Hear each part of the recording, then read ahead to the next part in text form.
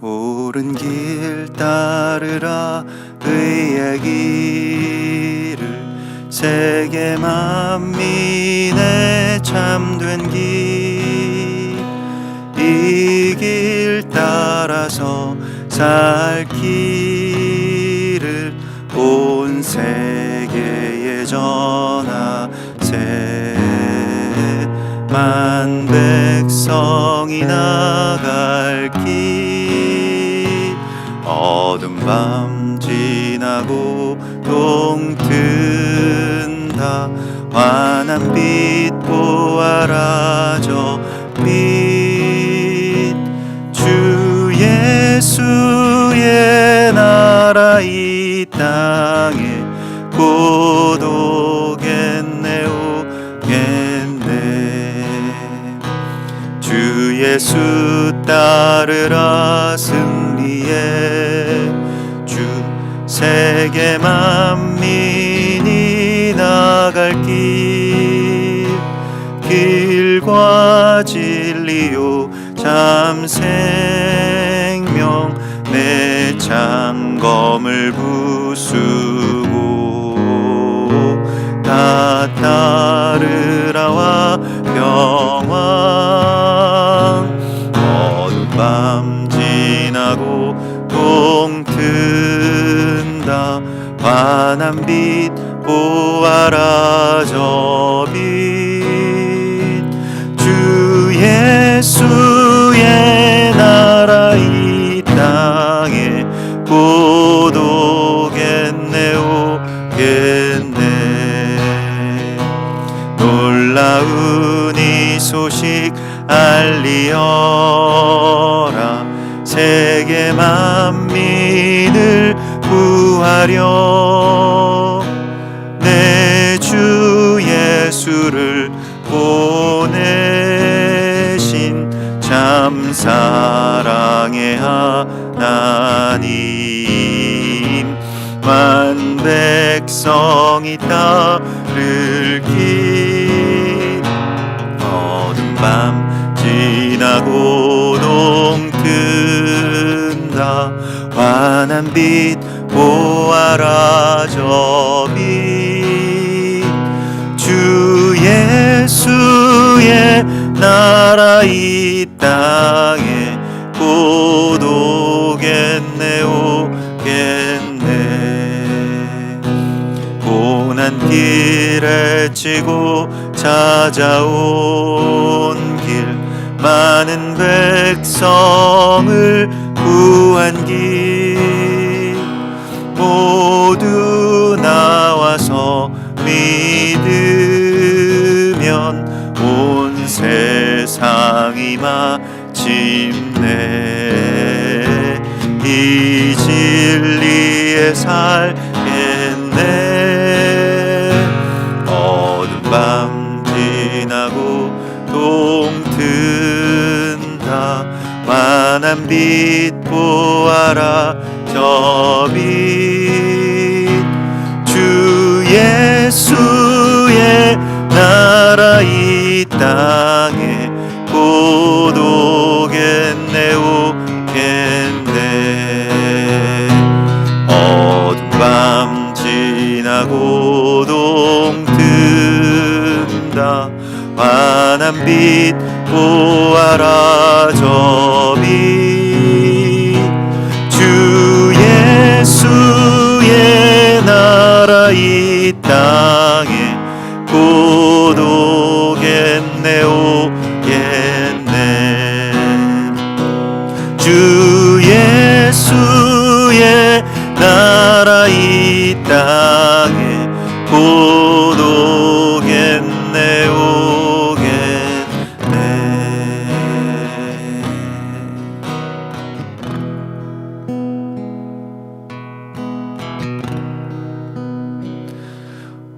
주님, 참으로 깊은 어둠 가운데서 빛을 꿈꾸게 하시고 또 그 어둠 속에 참된 빛으로 임하신 예수와의 이름을 높여 찬송합니다. 오늘 하누카의 7번째 날 우리에게 주의 빛을 비추어 주시고 어두운 성전에 거룩한 주의 빛으로 충만케 하심을 감사하오니 주여, 우리의 심령이, 또 우리의 가정이, 또 이 땅의 교회가 거룩한 그리스도 예수와의 빛으로 충만케 하여 주시옵소서. 또한 우리의 자녀들이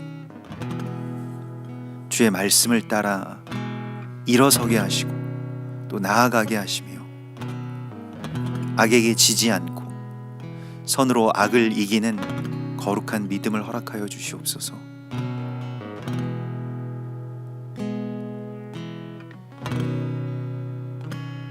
오늘 이 시간 주께서 우리에게 주의 말씀의 빛을 비추실 때에 우리 안에 있는 모든 의문의 어둠들이 떠나가고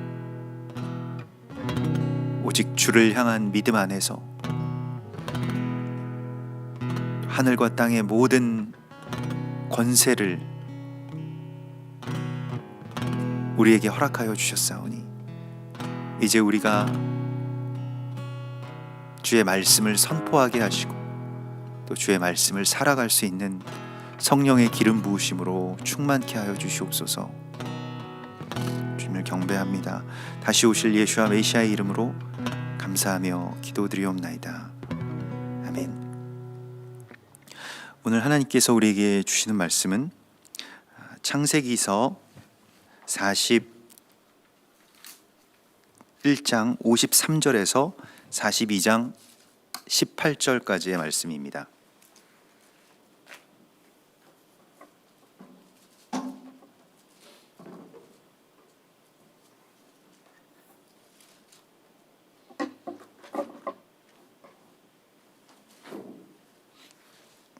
창세기서 41장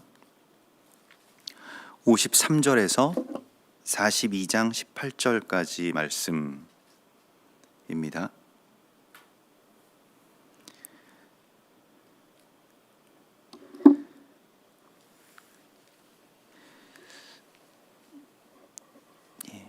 우리 약속의 말씀을 같이 한 목소리로 봉독하시겠습니다.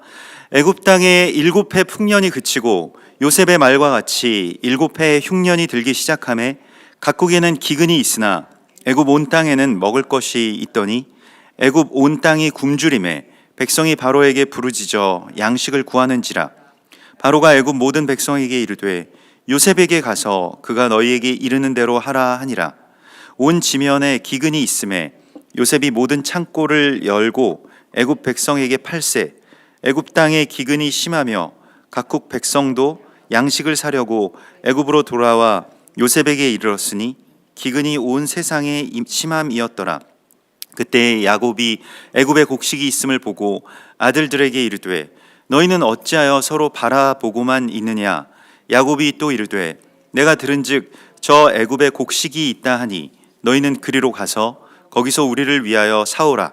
그러면 우리가 살고 죽지 아니하리라 하매 요셉의 형 10사람이 애굽에서 곡식을 사려고 내려갔으나 야곱이 요셉의 아우 베냐민은 그의 형들과 함께 보내지 아니하였으니 이는 그의 생각에 재난이 그에게 미칠까 두려워함이었더라. 이스라엘의 아들들이 양식 사러 간 자 중에 있으니 가나안 땅에 기근이 있음이라. 때에 요셉이 나라의 총리로서 그 땅 모든 백성에게 곡식을 팔더니 요셉의 형들이 와서 그 앞에서 땅에 엎드려 절하매 요셉이 보고 형들인 줄을 아나 모르는 체하고 엄한 소리로 그들에게 말하여 이르되 너희가 어디서 왔느냐. 그들이 이르되 곡물을 사려고 가나안에서 왔나이다. 요셉은 그의 형들을 알아보았으나 그들은 요셉을 알아보지 못하더라.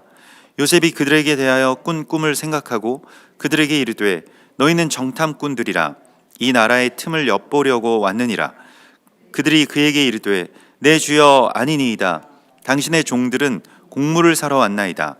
우리는 다 한 사람의 아들들로서 확실한 자들이니 당신의 종들은 정탐꾼이 아니니이다. 요셉이 그들에게 이르되 아니라 너희가 이 나라의 틈을 엿보러 왔느니라. 그들이 이르되 당신의 종 우리들은 12 형제로서 가나안 땅 한 사람의 아들들이라. 막내 아들은 오늘 아버지와 함께 있고 또 하나는 없어졌나이다. 요셉이 그들에게 이르되 내가 너희에게 이르기를 너희는 정탐꾼들이라 한 말이 이것이니라. 너희는 이같이 하여 너희 진실함을 증명할 것이라. 바로의 생명으로 맹세하노니 너희 막내 아우가 여기 오지 아니하면 너희가 여기서 나가지 못하리라. 너희 중 하나를 보내어 너희 아우를 데려오게 하고 너희는 갇히어 있으라. 내가 너희의 말을 시험하여 너희 중에 진실이 있는지 보리라. 바로의 생명으로 맹세하노니 그리하지 아니하면 너희는 과연 정탐꾼이니라 하고 그들을 다 함께 3일을 가두었더라. 사흘 만에 요셉이 그들에게 이르되 나는 하나님을 경외하노니 너희는 이같이 하여 생명을 보전하라. 아멘. 이번 주의 이 미케스의 말씀은 하나님께서 우리에게 이 마지막 때를 살아가는 지혜, 또 마지막 때를 어떻게 우리가 준비할 것인가 라고 하는 그러한 지혜를 이 요셉의 이야기를 통해서 우리에게 말씀하시고, 마지막 때라고 하는 것은 이제 어떤 세상에 몇 월 며칠, 몇 년 몇 월 며칠이 되면 어떤 일이 생긴다라고 하는 그러한 종말론이 아니고, 또 우리가 채워야 할 어떤 몫이 있다라고 하는 것을 말씀을 하십니다. 그래서 이 만 2년 후에라고 하는 이 말이 또한 이 샤네라고 하는 이중이라고 하는 그런 뜻을 갖고 있고, 두 이야기가, 두 꿈이 하나의 이야기로 만나게 되는, 또 두 이야기가 또 한 지점으로 이제 모여지게 되는 그러한 말씀을 우리에게 오늘 주시는데요. 이 요셉이 애굽 땅에 있는 그 7년 곡물을 다 거두어서, 풍년이 들었을 때 그 곡물을 거두어서 각 성에 저장하였다라고 우리가 어제 나누었습니다. 그리고 오늘은 이제 실제로 풍년이 그치고 흉년이 들었을 때 그 저장한 것을 이제 백성들에게 나누어주고, 백성들이 그것을 이제 자신들의 어떤 돈이나 또 자신들의 땅으로 이걸 이제 바꾸어가는 그러한 모습인데요. 41장 48절에 보면 7년 곡물을 거두어서 각 성에 저장하되 그 성읍 밭의 곡물을 그 성읍 중에 쌓아두었다라고 이렇게 나오죠. 근데 여기서 이게 이 쌓아둔다라고 하는 말이 히브리 말로는 그냥 어떤 비축의 의미만을 갖고 있는 것이 아니라, 이 나탄이라고 하는 것은 이 저장한다라고 하는 뜻 이전에 주다라고 하는 그런 뜻을 갖고 있습니다. 물론 그것이 표면적으로는 이제 곡식 창고에 넣는다, 거기에다가 이제 둔다, 이런 뜻입니다만은, 예수님께서 우리에게 이 마지막 때에 이 곡식을 쌓아두라고 말씀을 하시고, 우리에게 어떤 풍요의 시간을 살아가는 법에 대해서 알려주셨죠. 또 사실은 그것은 예수님께서 새롭게 우리에게 말씀하신 것이 아니고 모든 절기의 지혜이기도 합니다. 그러니까 절기가 되면 그 절기의 시간들은 다 추수와 연관이 있지 않습니까? 6월절이 보리 추수가 있는 때이고, 또 오순절이 밀 추수가 일어나는 때이고, 또 초막절이 그렇게 여러 과실들의 추수의 시간들이죠. 그래서 그런 추수가 있을 때에 사람들이 그 곡식들이 이게 이제껏 없었던 어떤 부요함이 갑자기 한 번에 생긴다는 것입니다. 그때 뭘 할 것이냐?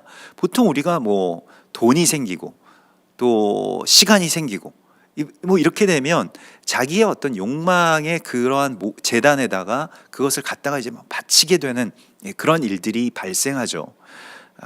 그런데 절기는 무엇입니까? 가장 어찌 보면 우리에게 있어서는 가장 위험한 시간이고 가장 취약한 시간인데, 이게 풍요의 시간으로 들어갔을 때 우리에게 어떻게 하라고 말씀하시냐면, 너희의 절기 제물을 가지고 하나님께 나오라. 그래서 하나님께 드리라. 그래서 하나님께 그것을 드리면요, 그 절기의 제물을 가지고 11조를 드리고 하나님께 그 예물들을 가지고, 이 절기 예물들을 가지고 자기가 사는 땅에서 떠나서요, 사실 자기가 익숙한 곳에서 떠나서, 자기가 어디 할 수 있고 즐길 수 있고 이런 곳에서 떠나서 예루살렘으로, 하나님이 계신 곳으로 나와서 거기서 하나님께 그것을 드리면, 그러면 그 절기 제물을 가지고 그 성 안에 있는, 또 주변에 있는 가난한 자들과 고아들과 과부들과 함께 즐거워하는 것이 이제 절기입니다. 그러니까 절기의 지혜도 역시 비축에 있는 것입니다. 하늘에 그 벌레가 먹지 않는 이게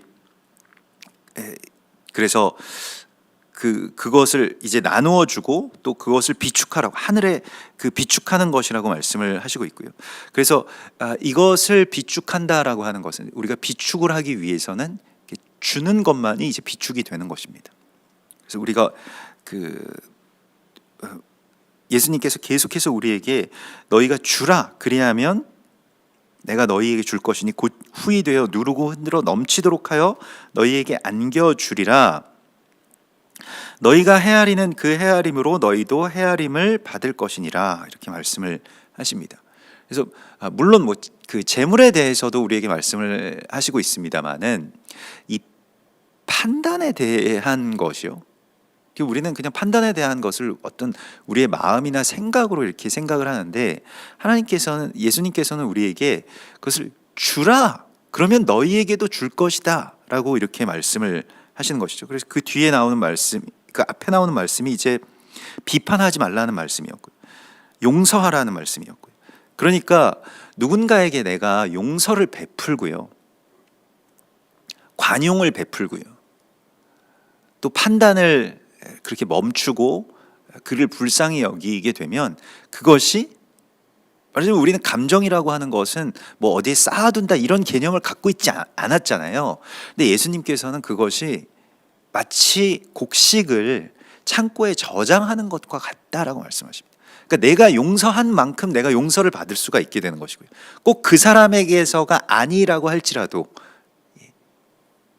그래서 우리가 이 판단을 그친다라고 하는 것은 그냥 단순한 어떤 도덕적인 계율에 그치지 않고 그것이 무엇인가를 비축해 놓는다는 것입니다. 그래서 내가 이거 좀 판단도 하고 싶고 뭐라고 한마디 하고 싶고 뭐 비난도 하고 싶고 정죄도 하고 싶고 이럴 때 딱 이제 그걸 쌓아두는 것입니다.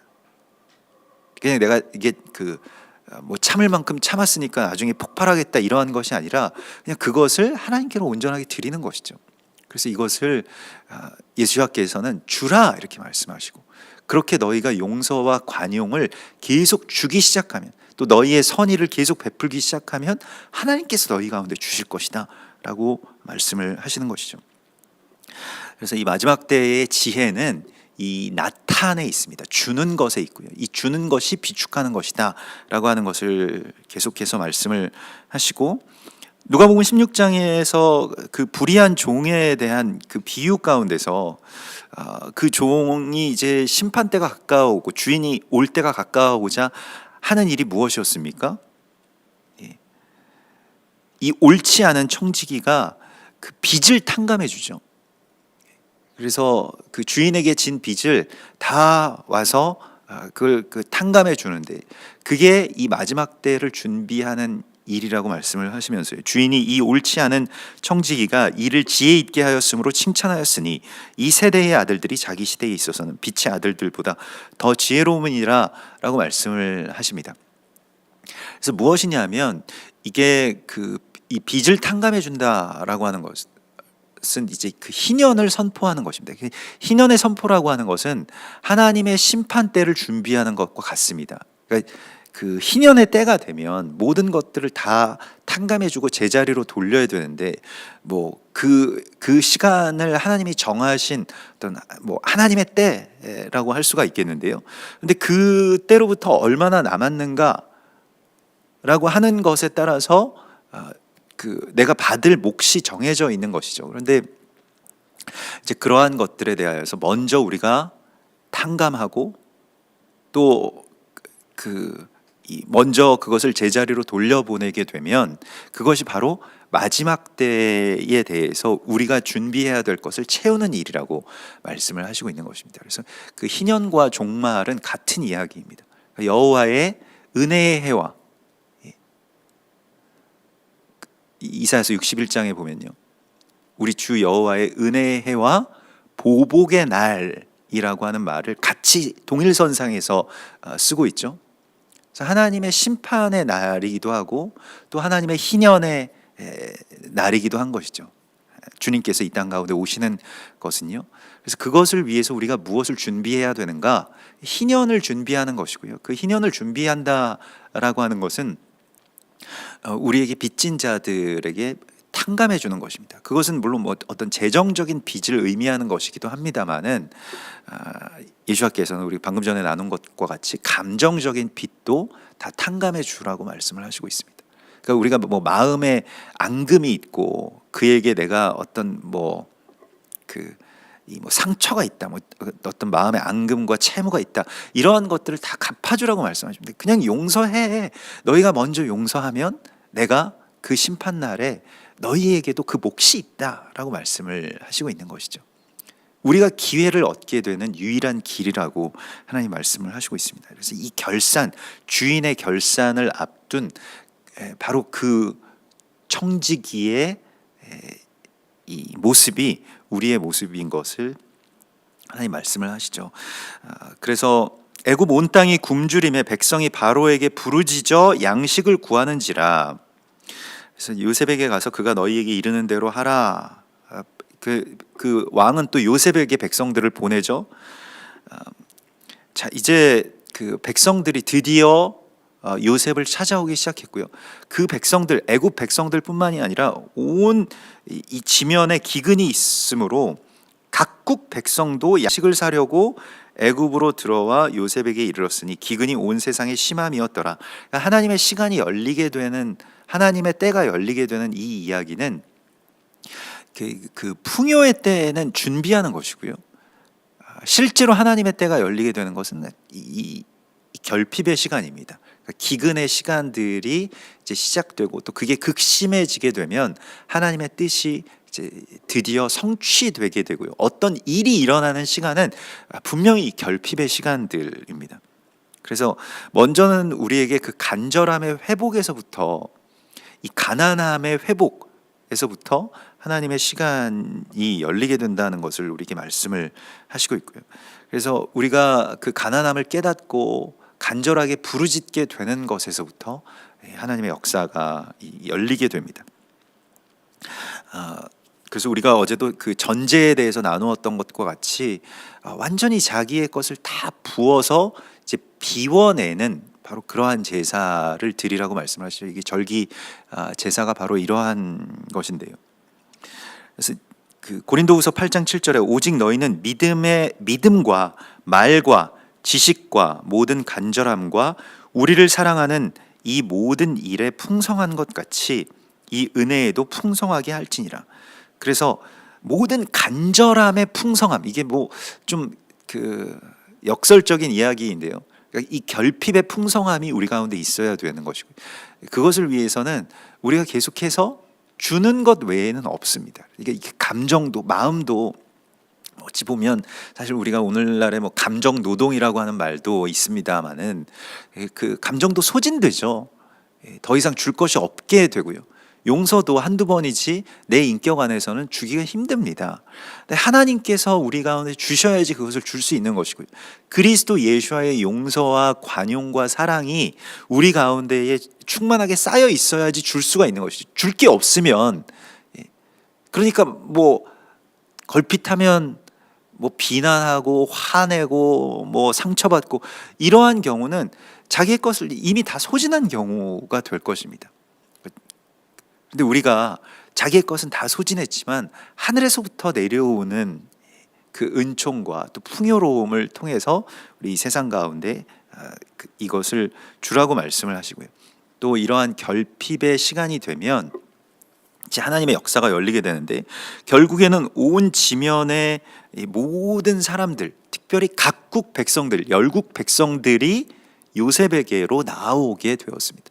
그래서 그 백성들이 올 때마다 요셉을 만나야 했고요. 그 요셉이 그들에게 곡식을 나누어 주는 그런 모습을 우리가 보게 됩니다. 이 마지막 때에 대한 주님의 예언 가운데 이 각국에서부터 섬들과 각국의 백성들이 예루살렘을 향해서 나오게 될 것이라고 하는 그러한 예언이 있죠. 이사야서 60장에 보면. 그래서 내 성문이 항상 열려 주야로 닫히지 아니하리니 이는 사람들이 내게로 이방 나라들의 재물을 가져오며 이렇게 되어 있습니다. 그래서 이방 나라들의 부가 너희에게로 계속해서 들어오게 될 것이다 라고 말씀을 하시는데요. 이 부가 들어오게 된다라고 하는 것은 이방 나라들이 어떤 가치를 바꾸려고 할 것이라는 것입니다. 그러니까 전에는 그냥 돈이라고 하는 것이 자기들의 최고의 가치였는데, 부라고 하는 것이요, 지금 그렇지 않습니까? 세상의 모든 가치와 모든 세상의 목적과 뭐 정부의 사명과 다 그 돈을 잘 버는 것에 있지 않습니까? 그런데 그러한 모든 것들이 마지막 때가 되면 무언가 가장 소중한 것과 이제 바꾸게 되는 그런 시간이 올 것이다 라고 말씀을 하시고 있는 것입니다. 그래서 가치의 전환이 일어나게 되는 것을 예배라고 하는 것입니다. 월십이라고 하는 것이 바로 그것이죠. 가치가 바뀌게 되는 것입니다. 그래서 전에는 움켜쥐고 있었던 이 돈을 가지고 와서 이걸 바쳐가지고 우리가 살 수 있는 하나님의 말씀, 또 하나님의 은혜, 또 하나님의 언약의 성취를 위해서 이 부와 그것을 바꿀 것이다 라고 말씀을 하시고 있는 것입니다. 그러면서 각국의 재물들이 들어오게 되는 것에 대하여서 이사야서 60장은 16절, 그 60장 16절에 보면 내가 이방 나라들의 젖을 빨며 뭇 왕들의 젖을 빨고 나 여호와는 내 구원자, 내 구속자, 야곱의 전능자인 줄 알리라 이렇게 말씀을 하십니다. 각국에서 계속해서 어떤 부를 가져오게 되고요. 그것이 마치 이방 나라들의 젖을 빠는 이스라엘의 모습으로, 이게 그 이사야서에서는 그 유대인들이 아직도 받아들이기 어려운 개념들이 굉장히 많이 있습니다. 이방 나라들의 젖을 우리가 빤다고, 뭐 이방 나라들이 우리에게 와서 젖을 그렇게 물지 않을까? 뭐 이렇게 생각을 하는데 그 반대의 이야기들이 펼쳐지게 되는 것이죠. 그래서 이방 나라들이 그 재물을 가지고 가는 것에 대하여서 우리가 굉장히 굴욕적이고 이방 나라들이 다 패배해서 뭐 빼앗기는구나 이렇게 생각할 수도 있습니다만은, 그 어머니가 자녀에게 다 주죠. 자기의 어떤 그 이 속에 있는 모든 어떤 양분들을 다 그 자녀에게 주는 것과 같은 그러한 연결, 또 그러한 연합이 일어나게 된다라고 말씀을 하고 계십니다. 그래서 그 이 세상의 부가 예루살렘으로 몰려온다라고 하는 바로 그 이야기는 그 온 열국이 이제 절기에 대해서 알게 되고, 또 이스라엘의 그 가치에 대해서, 이스라엘이 온전케 되고 이스라엘이 서는 것이 열방의 온전함과 열방의 이 생존과 관련이 있다라고 하는 것을 이제 알게 될 때, 뭐 우리가 그렇지 않습니까? 우리 지금 코로나 때문에 막혀 있습니다만은 예루살렘에 가서 예배드리고, 또 거기에서 또 우리가 뭐 어떻게든 한 해 동안 뭐 가정교회에서든 아니면 교회에서든 또 개인적으로든 또 가지고 가는 그런 재물들을 또 거기에서 그렇게 그 나누고요. 그런 일들이 있지 않습니까? 그래서 이제 그것이 이제 이사야서 60장의 성취가 되는 것이고, 이것은 그 결핍의 시간 가운데 일어나는 일들입니다. 드디어 열리게 되는 이러한 일들이고, 마지막 때의 세상에 이 어둠이 가득했을 때에 이제 어디에서부터 이 빛의 회복이 있는가라고 하는 것을 보여주시는데, 이제는 다른 이야기가 우리에게 보여지죠. 42장에 가면 이 야곱과 그의 아들들의 이야기입니다. 그러니까 애굽에서 요셉의 이야기가 쭉 지금까지 있었는데요. 그때에 애굽의 곡식이 있음을 보고 아들들에게 이르되 너희는 어찌하여 서로 바라보고만 있느냐 이렇게 말씀하시죠. 이 두 이야기가 이제 만나게 되는 그런 지점 가운데에 있습니다. 그러면서 우리에게 너희는 어찌하여 바라만 보고 있느냐라고 하는 말씀을 오늘 우리에게 주시고요. 또 한우카의 절기는 이렇게 누워있던 팽이가 어떤 힘을 받아서요. 이게 우리가 그 팽이의 주인이 이걸 돌리게 되는 순간부터 팽이가 일어서서 막 돌아가면서 서게 되잖아요. 하나님께서 우리에게 그런 힘을 주시는 것이죠. 그래서 누워있던 팽이가 마치 그 어떤 힘을 받아서 일어서게 되는 것과 같은 그런 말씀을 우리에게 주시고요. 그 아버지의 말씀, 너희는 어찌하여 서로 바라보고만 있느냐라고 하는 말씀 속에서 이제 우리에게 어떤 행함의 단계로 나아가라고 하시는 우리 주님의 부르심을 우리가 듣게 됩니다. 사도행전 1장 10절에서도 예수님의 승천의 장면을 계속해서 바라만 보고 있던 그 제자들에게 천사들이 이렇게 말하죠. 갈릴리 사람들아 어찌하여 서서 하늘을 쳐다보느냐. 너희 가운데서 하늘로 올려지신 이 예수는 하늘로 가심을 본 그대로 오시리라 하였느니라. 그래서 그것은 물론 그 승천하신 이후에 다시 이 땅 가운데 그 모습 그대로 재림하실 것이다 라고 하는 그 말씀이기도 하지만, 그냥 어떤 그러한 사건에 대해서 멈춰 있지 말고 예수께서 너희에게 오실 것이다 라고 하는 그러한 말씀이죠. 그래서 예수님 말씀하신 대로 예루살렘에 돌아가서 기도에 힘쓰고 또 주님의 성령이 임하시면 권능을 받아서 예루살렘과 온 유대와 사마리아 땅끝까지 복음을 전하는 자가 되는 것, 바로 이것이 이제 이 마지막 때에 우리에게 어떤 행함을 향해서 나아가라고 하시는 말씀이고요. 관망만 하고 있지 말고 이러한 시간 속에서 그 곡식을 찾아서 이제 나아가라고 말씀을 하시고 있는 것이죠. 사실은 이게 그 결핍의 시간 속에서는 우리가 뭐 가난하게 되거나 아니면 뭐 건강이든 아니면 감정이든 뭐 여러 가지 것들이 이제 부족하게 되면 무엇인가를 새롭게 시도한다라고 하는 것이 쉽지가 않습니다. 그냥 이렇게 가만히 견디고 뭐 이러한 것은 우리가 할 수 있을지 몰라도 무엇인가 어떤 새로운 일에 대하여서 이렇게 들어간다라고 하는 것이 참 어렵죠. 근데 하나님께서는 이러한 결핍의 시간 속에 머물지 말고 하나님과 더불어서 이렇게 돌파하라고 말씀을 하시고 있습니다. 그냥 누워서 38년 동안이나 계속 천사가 언제 와서 물을 동하게 하고, 근데 나는 저기까지 갈 힘이 없고 그래서 그냥 누워서 지켜보고 있는 것이나 다름없다라고 하는 것이죠. 그래서 그것의 실체를 향해서 무언가 지금 힘들지만, 사실은 가난해서 지금 이게 기근이 들어서 먹지 못하는 상태에서 애굽까지 간다는 것 자체도 굉장히 어려운 일 아니겠습니까? 또 간다고 해도 곡식을 얻는다는 어떤 그런 보장도 없고요. 그러나 그 아들들에게 나아가라, 너희가 가서 곡식을 구해와야 되지 않겠는가 라고 우리에게 말씀을 하시고 있습니다. 그래서 이 결핍이라고 하는 이 어둠 가운데서 벗어나라고 말씀을 하시는데요, 누워서 아무 일도 하지 않고 있는 것이 아니고 주님과 함께 이 시간을 돌파해 나아가라고 말씀을 하시고 있습니다. 우리 교회도 뭐 계속 이 예전에 참 어려울 때가 많이 있었는데요. 그런데 그 어려운 시간 속에서 뭐 이제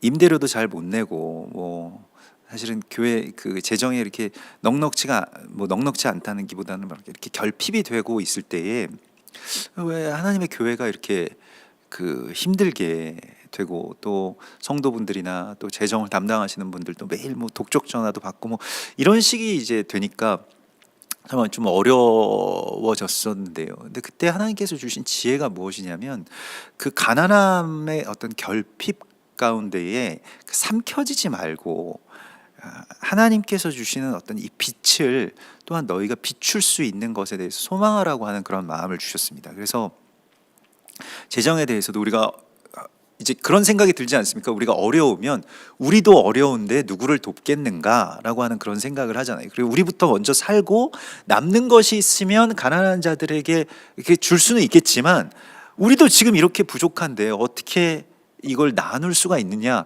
거기에 대해서 생각도 하지 못했었는데요. 하나님께서 그것에 대해서 돌파하라고 말씀하실 때에 그러면 재정을 우리가 이중장부를 만들자. 이중장부라고 하는 것이 뭐 다른 것이 아니고 그냥 이 재정의 어떤 통장이나 이런 것이 아니고 따로 그러면 구제나 선교의 헌금 따로 모아서, 물론 이렇게 부족하고 당장에 써야 될 돈들도 많이 있지만은 그것부터 먼저 시작하자. 그래서 그때부터 우리가 교회 통장이 이제 2개가 된 것입니다. 그래서 선교 헌금 통장, 구제 헌금 통장을 만들어서 이제 거기로 들어오는 그 헌금들을 이제 나누기 시작했는데요. 근데 실은 우리가 늘 하는 그런 그 고백입니다만 그때부터 무언가 이렇게 변화가 일어나기 시작하고 왜 그런지 모르겠습니다. 뭐 성도분들이 막 폭발적으로 늘어나거나 아니면 뭐 뭐 어떻게 된 일인지 저도 잘 모릅니다. 그런데 아무튼 그 이후로부터 뭔가 이렇게 뭐 임대료가 밀리거나 아니면 뭐 우리가 굉장히 힘들다 이런 말을 이제 듣지 않게 되었습니다. 계속 나누기 시작하니까요. 그 나누는 것에 이 그 기쁨을 하나님께서 우리 가운데 주신 것이죠. 그래서 그게 조금씩 더 늘어나고 풍요로워질 때마다 또 교회도 풍요로워지는 것을 그게 뭐 꼭 재정적인 것만은 아닙니다만은 기쁨 또 하나님께서 주신 소망, 감사 이런 것들이 풍요롭게 이렇게 차오르는 것을 우리가 보게 됩니다. 그래서 이 세상의 결핍 속에서 세상은 계속 우리에게 결핍을 강요하지 않습니까? 그래서 너희는 계속 부족하고 결핍되어 있으니 그냥 그렇게 그 가운데서 원망하면서 누구 욕하면서 뭐 누구 남 탓하면서 정부 욕하면서 뭐 그렇게 살아라 이렇게 세상이 우리 가운데 강요합니다마는 얼마든지 우리가 더 즐겁고 또 기쁘고 부요롭게 살 수 있다라고 하는 것을 하나님 우리에게 말씀하시고 우리가 그렇게 살 수가 있습니다. 이게 우리에게 그 결핍을 강요하는 대적을 향해서 일어서는 일이고요. 이게 한우카의 저는 그런 말을 좋아하는데 유쾌한 반란과 같은 것입니다. 우리가 기쁜 것이죠. 아니 너희는 아무것도 없는데 그렇게 기쁘고 뭐 가진 것도 없으면서 그렇게 부요한 자가 되는가?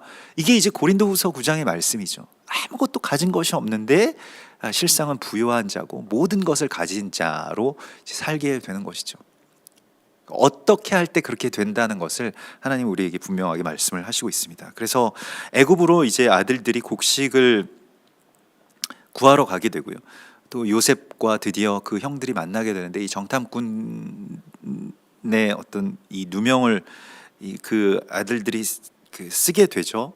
또 그러면서 이제 처지가 바뀌어서 왔던 그 형제들을 3일 동안 이 요셉이 가두어 두게 됩니다.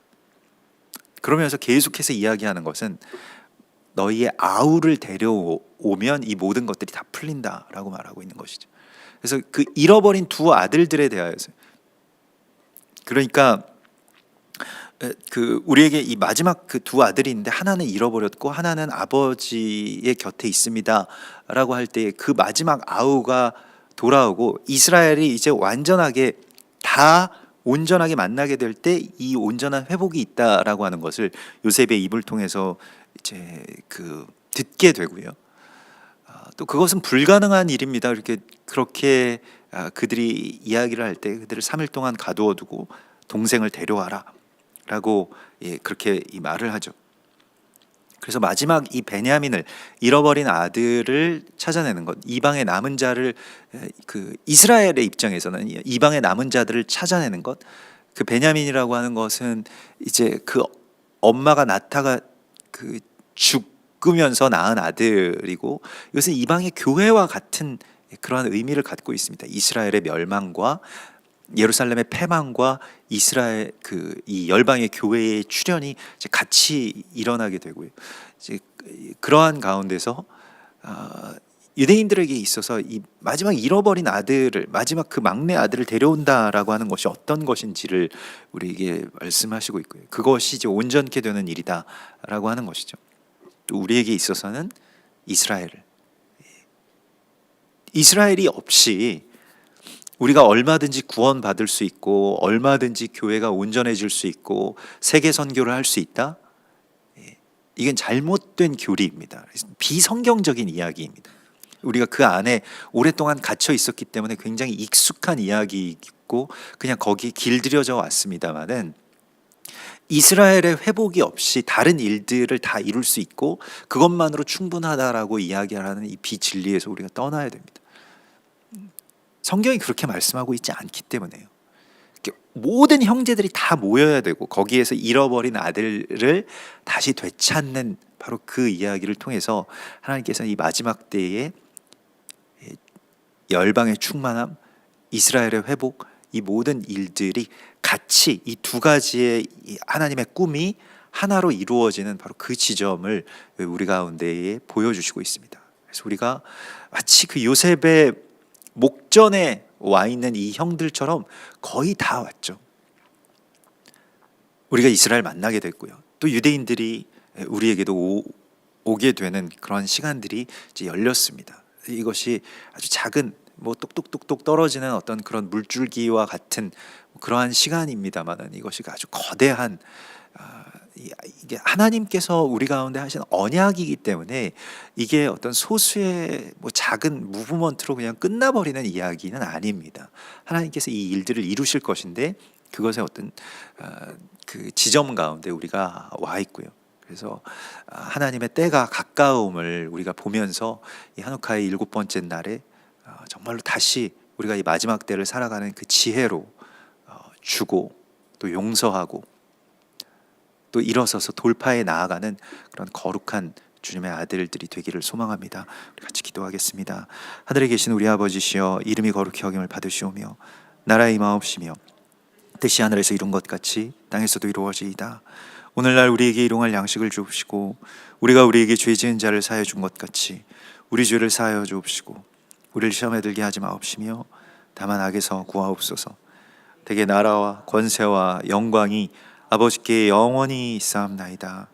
아멘.